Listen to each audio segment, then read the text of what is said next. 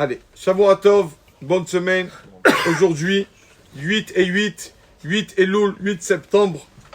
Déjà une halakha. Il faut savoir qu'il y a donc des morceaux dans la tefila qu'une personne, quand il est seul, il prie seul, il ne peut pas les dire. Ce sont des morceaux que l'on peut dire que quand il y a 10 personnes. Par exemple, comme tout le monde sait, le Kaddish. Comme tout le monde sait, la Kedusha. Kadosh, Kadosh, Kadosh. Il y a aussi les 13 attributs de miséricorde qu'on dit pendant les Selichot. Vaya'avor Hashem alpana vayikra. El rachom bechanun erech apayim v'chesed emet v'tzachet. C'est 13 attributs de miséricorde d'Akadosh Baruch Hu. Ça, quand on est seul, Vaya'avor, on ne peut pas le faire. Il faut être 10. La Shechina se trouve quand il n'y a que 10 personnes. Combien d'importance de prier avec le minyan. Et donc, quand une personne se trouve seule, le pauvre, il ne s'est pas levé, ou cas de force majeure, on ne sait pas. Chacun, il a ses problèmes. Il n'a pas pu se lever, il n'a pas d'autre minyan. Alors, Vaya'avor, il ne le fait pas. Sauf si il connaît les taramim, l'intonation. Alors, il dit ça avec les taramim, l'air qu'il y a comme dans la Torah. Donc, c'est comme s'il y a un verset dans la Torah. Quand il y a un verset avec l'air de la Torah, il n'y a pas de problème, même si on est seul. Donc, il peut dire Vaya'avor, comme je vais le faire. Avor Adonai, Alpana, ouais, Ikra Adonai, Adonai Elachum Echanun, Echapayim Bavchesed Ve'emet, Noser Chesed, Lalaf Noser Avon, Mafesh Avchata, Wenake, avec l'air de la Torah, comme si on y a versé. Donc il n'y a pas de problème, même s'il est seul, la personne peut lire ces 13 attributs là, de miséricorde. Ça le montre à quel point aussi les taramim sont importants, l'intonation dans une paracha, une haftara est importante. On a dit au nom. C'est marqué, pas vu, au nom du Zohar, que Velakar à Kohen Hatene, quand on amène les prémices à Kadosh Baruch Hu, on amène Téné, un panier, tête, Nun, Aleph. Dit le Zohar, c'est quoi le Téné, le panier de Bikurim, de prémices qu'on amène à Hachem? Comment on fait un beau panier? Téné, c'est un panier. Tête, Nun, Aleph. Tête, Taramim. Nun, Nekudot. Aleph, Otiyot. Les Taramim, l'intonation. Les points, d'accord, la ponctuation. Et Otiyot, les lettres, la prononciation des lettres, c'est cela. Si on fait attention à ces trois choses-là, Taramim, Nekudot, Otiyot, alors on a Téné, un beau panier. Hein, c'est-à-dire quand on amène les prémices à Kadosh Baruch Hu. Donc les Taramim sont très importants. C'est ça qu'on prépare, etc., la paracha. Et c'est pour ça que d'ailleurs, comme dit le Beth Yosef, qu'après la lecture de la Torah, on avait la coutume, le Shabbat, de dire une phrase qu'elle s'appelle que Dieu pardonne nos fautes. Comme ça on disait après la lecture de la Torah. Pourquoi que les fautes, si on a fait des fautes de Taramim, malheureusement, qu'on n'a pas bien préparé la paracha. Donc voilà, c'est bien d'apprendre ça. Vaya'avor avec les Taramim, apprendre l'intonation. Parce que quelqu'un, il arrive qu'il est seul, il fait sa prière le matin tous les jours, des fois ça arrive qu'il fait la prière seul, alors il doit connaître, pour faire Vaya'avor, il doit le faire les Taramim. S'il ne connaît pas les Taramim, ne pas le faire. On va essayer, Bezrat Hashem, d'expliquer un verset qu'on dit dans les Selichot. Narpesa derachenu venarkora. Nous allons chercher, nous allons examiner derachenu, nos façons de faire, nos manières, notre conduite. Venarkora. Venarkora, ça veut dire on va se scruter, on va vraiment chercher très loin, on va voir qu'est-ce qu'on doit changer. Bon, on n'a pas besoin de chercher trop loin. Mais quand même, narpesa derachenu, examiner nos chemins, venarkora. Venarkora, ça veut dire on va vraiment bien chercher au fond de nous qu'est-ce qu'on doit réparer.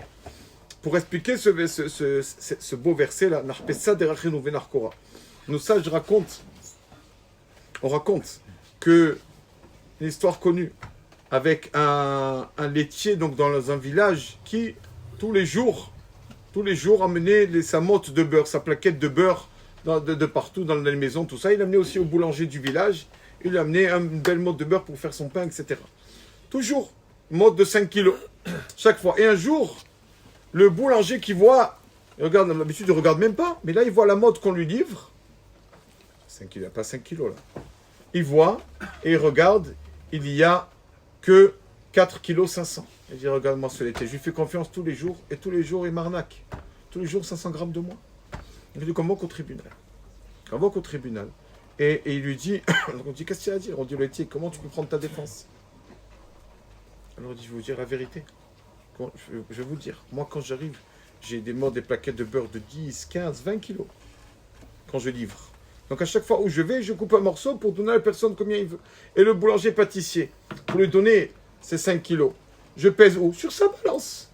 Sur sa balance, la balance du boulanger. Donc, je mets c'est les poids qu'il met. Donc, je mets sur sa balance 4 kilos 500. Voilà, donc il s'avère que finalement, en fait, le boulanger accusait le laitier, et en fait, c'est le boulanger qui volait ses clients avec sa balance. Il dit, ça rejoint la Gemara qui nous dit, moi de Batra qui dit, Vaï bime shefot ashofetim. La Gemara raconte, Rabbi Yochanan nous dit, on sait que dans la Bible, il y a le Tanakh, Torah, Nevim, Ketuvim. Torah, c'est les 5 Chumashim, d'accord, Bereshit, Shemot, Vaikra, Vayikra, Devarim. Après, il y a Nun, c'est le Navi, les prophètes. Dans les prophètes, il y a Yehoshua. Après, il y a Shoftim. Shoftim, c'est les juges. La paracha de cette semaine, on a vu Shoftim. Comment on commence le livre des juges? Vaïhi, Bime, Shefot, Ashoftim. Quand il est arrivé une période dans le peuple d'Israël où Shefot, Ashoftim. On a jugé les juges. Qu'est-ce que ça veut dire juger les juges, la Gemara, elle dit? Les juges eux-mêmes peuvent juger. Mais est-ce que nous avons jugé les juges? Il dit Rabbi Yochanan, oui. Rabbi Yochanan, oui. C'était une période où malheureusement, même les juges étaient corrompus, etc.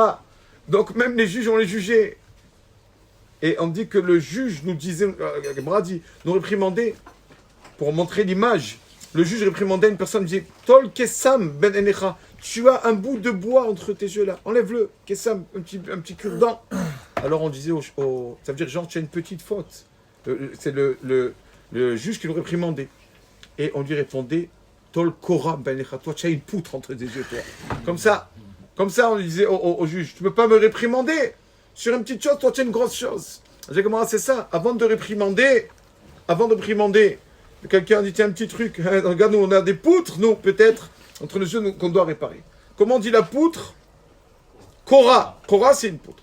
C'est ça ce qu'on dit. On veut réprimander les autres, d'abord on doit faire teshuva.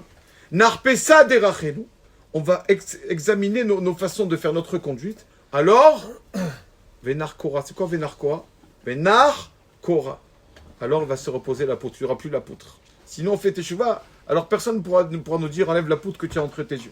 C'est pour ça que d'abord, avant de parler aux autres, Narpesa derachenu. D'abord nous, après Venar Kora, la poutre sera de côté. Combien on doit, souvent on réprimande et tout, mais on regarde que nous-mêmes en fait, on raconte qu'il y avait une fois dans un parc un mendiant qui allait voir des personnes qui passaient, s'il vous plaît, 1 euro, s'il vous plaît, 50 centimes.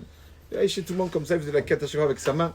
Il arrive, et comme ça, il ramassait de l'argent comme ça, il faisait sa parnassa. Et une fois, il arrive devant un couple, il voit qu'au Hachem, ils ont l'air bien, beaux habits et tout. Il leur dit, s'il vous plaît, 5 euros, s'il vous plaît, aidez-moi. Et il lui dit, et le mari qui sait que c'est un il dit, on n'a pas, excuse-moi, on n'a pas 5 euros. Quoi? Vous avez pas 5 euros, vous vous prenez dans le parc, allez travailler! Allez, qu'est-ce que vous faites à vous promener? Au lieu de rien à faire, allez-y travailler. Lui, il fait le mendiant, et il dit aux autres d'aller travailler. C'est la meilleure des choses. Il dit comme ça, que des fois, avant de réprimander, quand nous, Radvé Shalom, d'abord, on essaye de faire teshuva, alors on pourra peut-être donner des leçons aux autres.